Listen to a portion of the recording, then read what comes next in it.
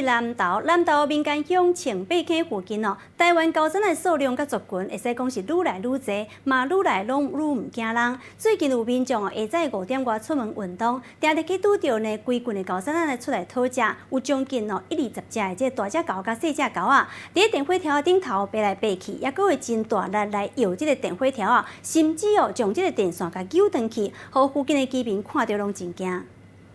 它嘴巴红红的，你看。它转过来的时候，你看它。一只高山仔就安尼坐伫围篱仔顶伫食物件，详细看手内摕是一粒又搁大粒又搁红的火龙果，食甲津津有味。口红吗？擦口红。这只狗食甲规喙拢是，敢若是抹胭脂。民众拢举手机仔来翕，但是狗毋若一只，边仔搁有狗妈妈抱着囡仔伫饲奶，叫是来到动物园。其实这是社区的徛家，煞出现一群狗。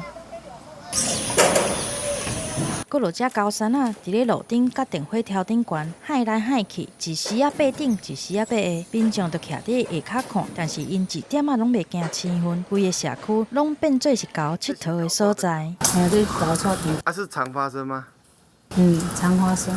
南投民间乡附近，最近有民众定定拄着一阵一阵的狗出来咧找食的物件。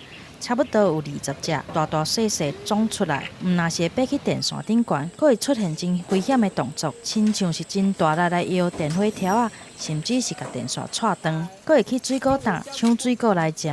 会躲得远远的，很多游客都近距离的拍，那很危险的动作，最好是不要。一大群狗走出来，大闹市区，民众是感觉真头疼。提醒游客上山唔通来饲，嘛唔好伤晚来翕相，较免这狗愈来愈唔惊人，变成一种狗害。记者综合报道。